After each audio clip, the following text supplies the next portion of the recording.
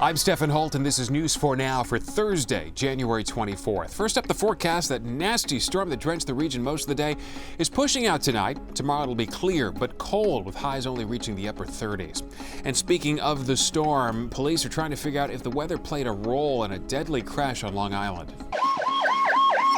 It happened just before noon on the Meadowbrook Parkway in Garden City. Investigators say a car slammed into a pair of police cruisers and a pedestrian. That pedestrian was killed. A state trooper and the driver were both hurt. Heavy rain was falling at the time. No charges are expected to be filed.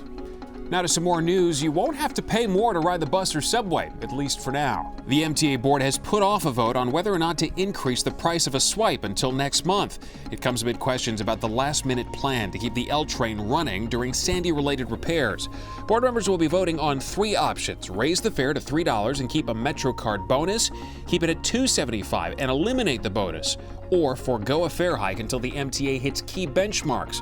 Riders we talked to today seem to favor the third option. The fare's $3. How is the service still $2 service, $1.50 service? It doesn't make sense. In a Brooklyn federal courtroom today, jurors heard some of the most grisly testimony yet in the Joaquin El Chapo Guzman trial. A former drug dealer who says he worked for El Chapo testified the alleged drug kingpin shot a man that ordered his crew to bury him alive. The witness also claimed that El Chapo personally executed two people who were kidnapped back in 2006 and then had their bodies burned. Prosecutors are expected to finish presenting their case early next week. El Chapo has pleaded not guilty to drug trafficking charges and says the U.S. government is trying to frame him. In Connecticut, a community college professor has lost his job over a Nazi salute. Chuck Merrick's firing was announced today by Housatonic Community College in Bridgeport. Back in November, witnesses said Merrick shouted "Sieg Heil" at a meeting of faculty and administrators and even gave a Nazi arm salute for more than 10 minutes. Merrick was an assistant professor of business and economics. A call to his phone number this afternoon went to voicemail.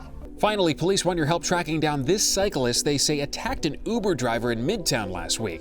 As you can see, the man jumped on top of the driver's car while two passengers were inside. Police say he also smashed out the window with his bike lock, hit the driver with it, and then rode off. That driver cut his head, but his passengers were unharmed. We put out I am very confident that we will make an arrest on this case. We put out that picture. It's widely circulated on social media.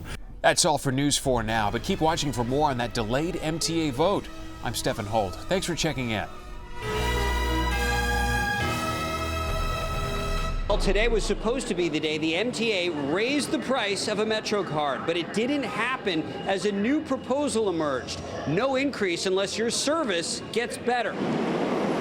The trains may not run like clockwork these days, but one thing that's always been predictable is the MTA board.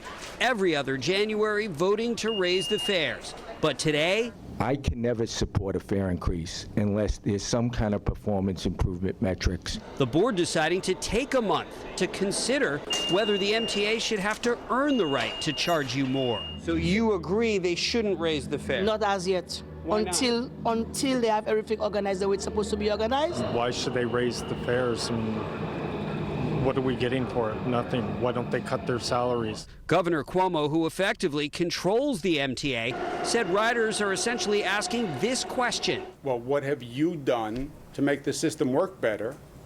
And have you found deficiencies, and have you cut waste before you ask me to put my hand in my pocket?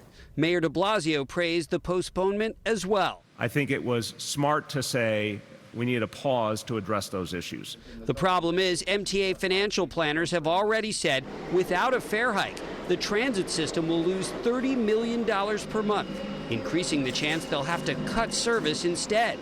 The acting chairman said today, not on his watch. I also detest the idea of even thinking about proposing service cuts. I'm not going to do it. Somebody else will do that. It won't be me. By the way, Long Island Railroad and Metro North customers get a 1-month reprieve at least as well, because their fare was supposed to go up too. Now the vote is scheduled for February. At Union Square, Andrew Siff, News 4 New York.